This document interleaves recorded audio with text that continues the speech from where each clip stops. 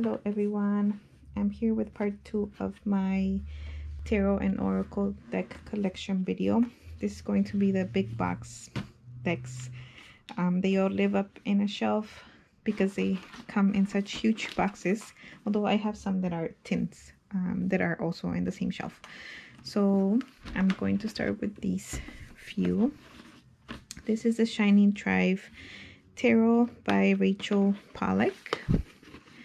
And I do tend to keep my boxes for my decks. And I love a deck with a big book. So I really like the Shining Tarot.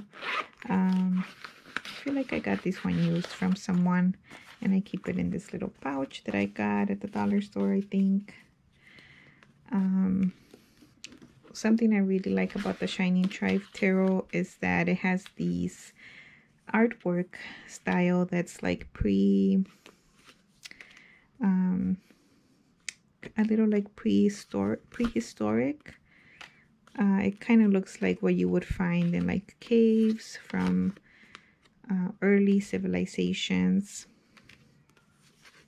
and instead of the traditional suits, it has like rivers, birds, trees, stones. So I really like this deck. I just love the artwork, and I love that it has a big book to use it with, and the different myths that are included in the stories that each of the cards tell. So this is the Shining Tarot.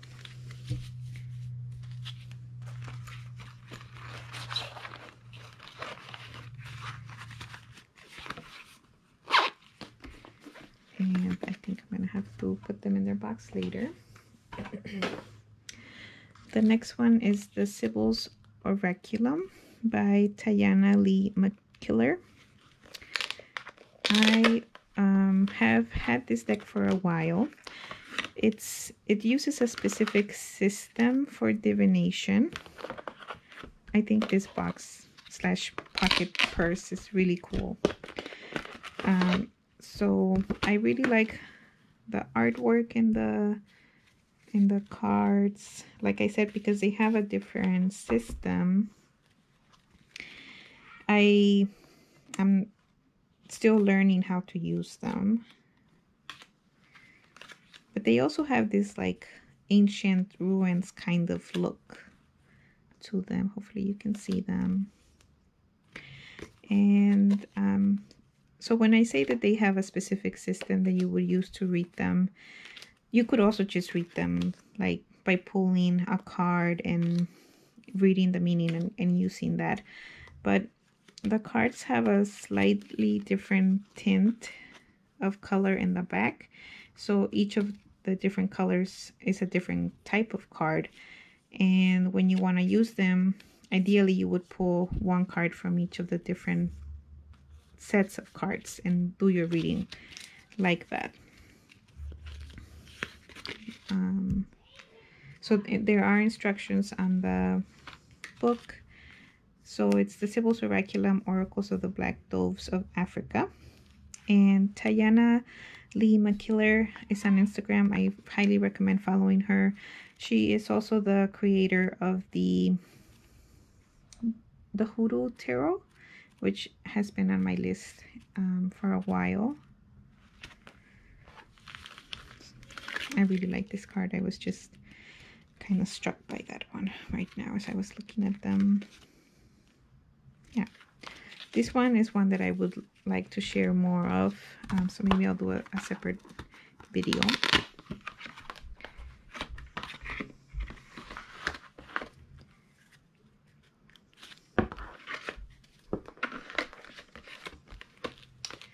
And then I was gonna say this next deck takes the biggest box award, but actually I have a bigger box than this one. This is the Enchanted Tarot. It's the 25th anniversary edition, the Enchanted Tarot by Amy Cerner and Monty Farver. And I feel like I might have mentioned this one in a different video about not my tarot aesthetic. the cards are huge, and there was a different version of this deck with smaller cards that might still be available, but this is the one I have. And so yes, these cards are ginormous. I mean, look at my hand. They're bigger than my hand. I have grown to like this deck, especially because it also has a MIDI guidebook, and the imagery is pretty nice. And in the guidebook, you get a recommendation for an enchantment that you can use for each of the cards. So they're just huge. But I also, one of my favorite things about this deck is the card backs. They have like a golden sheen to them. So that is the Enchanted Tarot.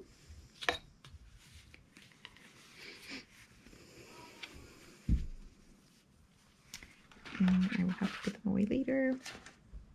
All right, the biggest box. The Maryelle Tarot. I think this is the second edition. And sometimes, before I decided not to sell or trade my decks, the Enchanted Tarot is one of the ones that I thought, oh, maybe I should sell it. But I changed my mind just thinking about how much I would have to pay in shipping to get it to someone.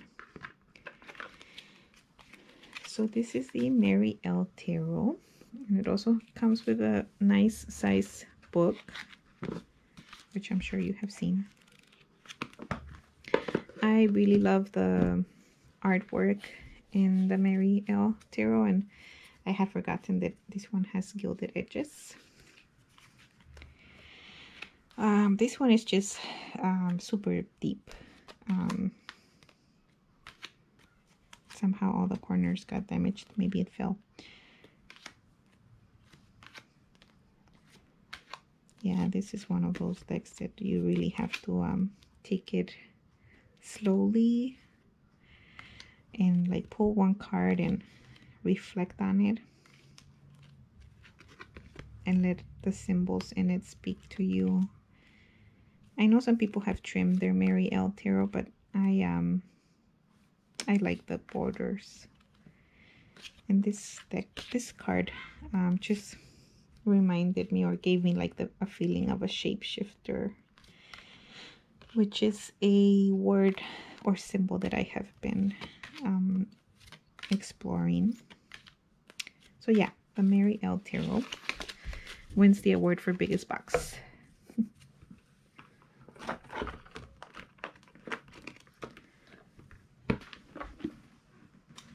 A close runner-up for box sizes is the Bonfire Tarot.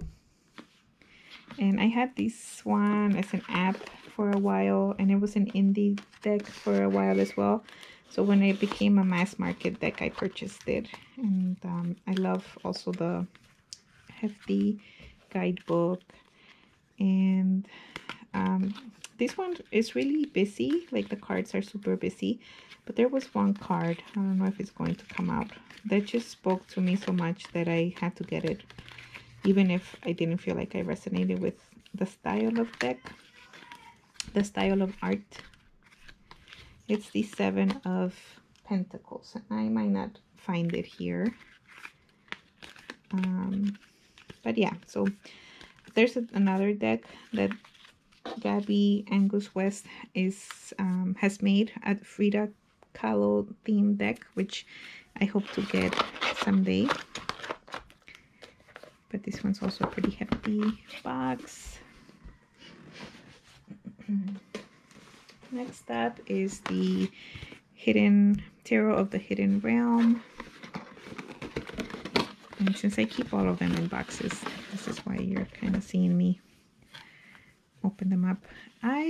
This one, I have a love and hate relationship. Like, I think that because the focus on the cards is so much on the face, it needs a lot of like emotional intelligence to read the people's expressions. I think it's beautiful, and it has that fairy vibe to it.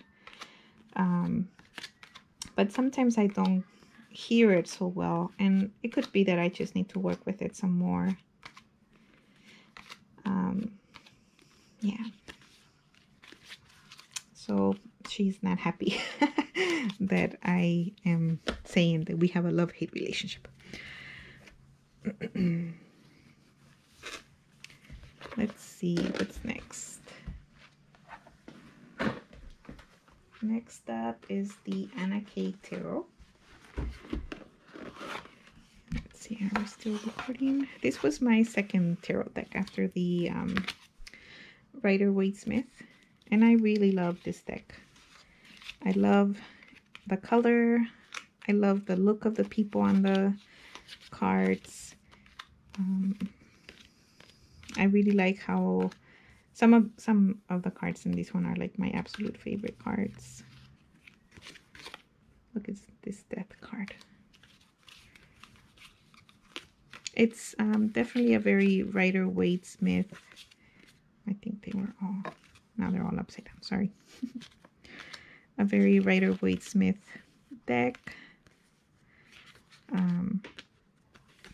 But it's just really nice. It's different. This is a really awesome Eight of Swords.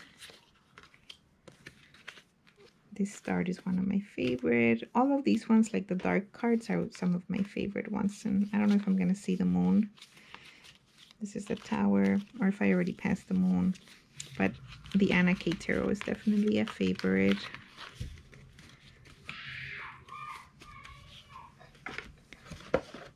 I leave this one here. Another favorite. All the decks are my favorite. I don't know if you can tell. The Wildwood Tarot. Also love the hefty book. I'll just show you a few of them and not take everything out of the box. Yeah, this one is one. I love this deck. And I know there's like a workbook where you can work with the deck for a whole year. And that book has been on my list for the longest time. But as you know, you fall in love with the deck and then fall in love with another deck and another deck. And such is our affair with the tarot decks.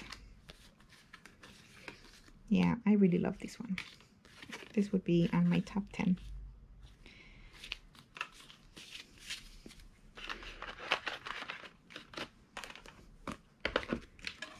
Let's see what's next. I think I'm gonna stick to the big boxes, and if my battery doesn't die, I will show you the ones that I have that are in a tin. And this video is gonna end up being pretty short, so I think that's good. I don't want to have such a long video. So then these two are the Fairy Oracle and the Heart of Fairy Oracle by Brian Froud. Also hefty book, which I love.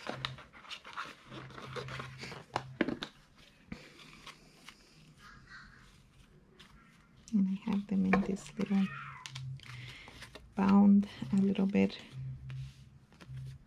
This one is another one that I feel like you really have to develop a relationship with to understand and hear the voices of the fairies. I really love how the color is popping like super bright on the video right now.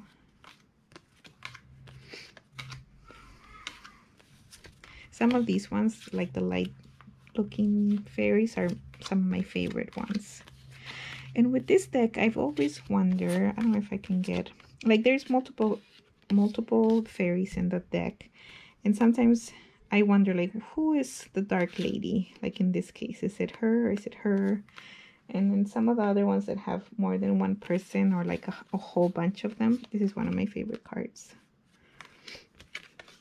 I wonder, like, who is the fairy that we are being introduced to? See, for example, here there's like the main person, but then there's like a few faces hidden. So that's one question that I've always had, like, who is the fairy? And it could be that it's all of them.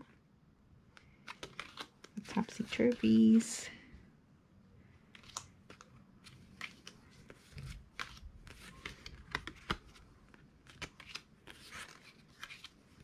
See, like here. Well, I guess here, since it's Moon's daughter, it could be her. But it could be her too. Or here. Like, who is the fairy? Is it her? Is it her? I don't know. If you have this deck and you wonder that, let me know so that I know I'm not alone. But I really do like this one as well. But I do keep them wrapped up for some reason. Maybe so they don't escape. Because I have heard stories of this deck just disappearing on people.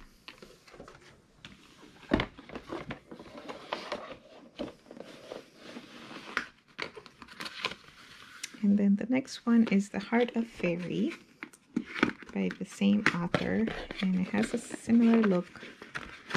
So it has a hardcover book, and these ones I got pre-owned from people, so that's why it's missing some stuff in the box.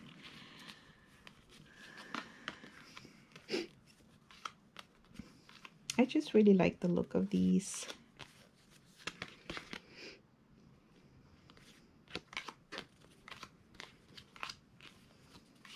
And I might say this about all of the decks, but I want to work with them some more, so I might keep them out.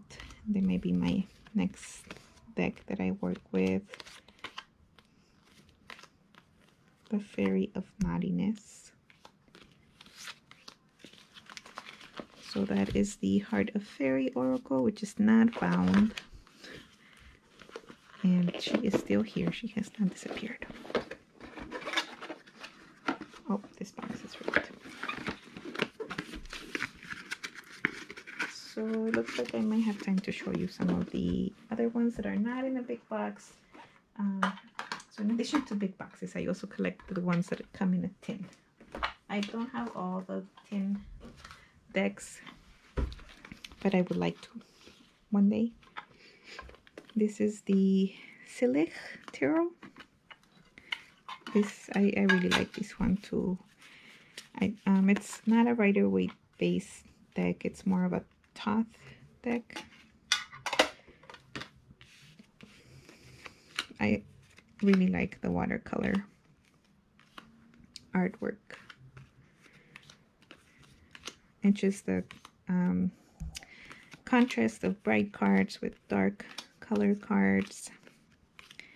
So this one's also a favorite.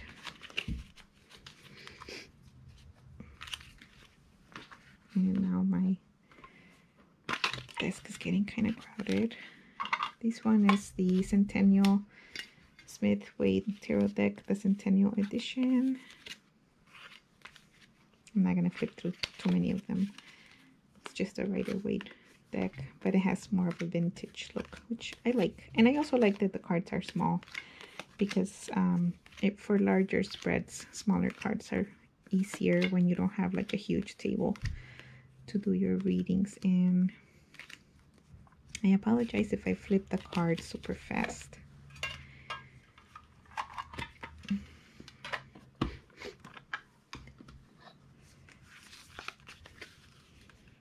Okay, this one I really like.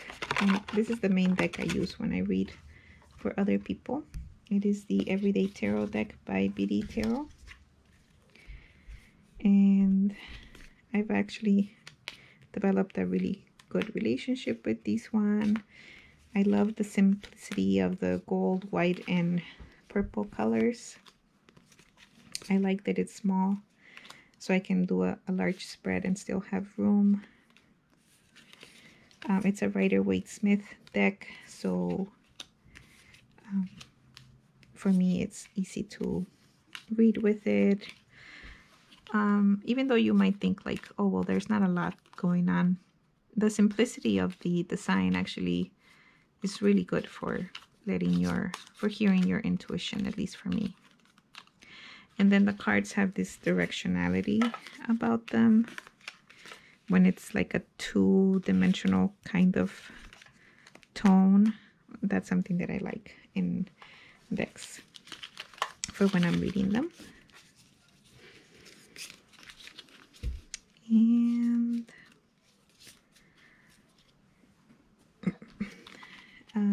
I'll show you this one, the Kamini Rosa. It's in Polish, and I don't know if I'm mispronouncing the name. But I actually traded the vintage erotica. No. Yeah, the vintage erotica tarot for this one with tarot map a long time ago. And this one's a crystal deck that's in Polish. I feel like I have the book though, or a PDF that has meanings for the cards in English. I really like the artwork though. When I first saw it a long time ago, I was really taken aback by it, especially because I love crystals. But I think it just looks so nice. I guess, like, look at this one. Oh, I love this card. And here it gives you the names of the crystals. So that's one more. And let's see, this one is some playing cards, but they have a vintage look to them. That's what I got them. Because not only do I collect Oracle and Tarot decks, I also collect playing cards. Yes. So this one I like. I just got it because it has like a vintage look to them. And there's also so many playing cards, different kinds of playing cards that collections can get out of hand. Oof. I'm also rushing a little bit because I only have 16% left on my battery. But I'm almost done. I just have this one here that I skipped over. The Morgan Greer Tarot. I got it because I had wanted it since when I started reading the cards. This one was one that I was interested in, and since I mentioned I like the ones that are in a tin because they're smaller for my hands, that's why I got it in a tin. There's a few other ones that are in a tin that I hope to get in the future. I don't know when though. Yeah, I do like that this one is borderless, and that the characters are kind of zoomed in. I really like this High Priestess, King of Cups. Yeah, so I think the Morgan Greer Tarot is really nice. Similar to the Aquarian Tarot, which I don't have but would like to have one day. And that concludes this part of my deck collection. So all of these decks live together in a shelf because they have such big boxes, and then the smaller boxes are just in front of them. So thank you so much for tuning in. I have maybe like 2 more shelves of decks to show you some other time. So thank you so much, and I will see you on the next video.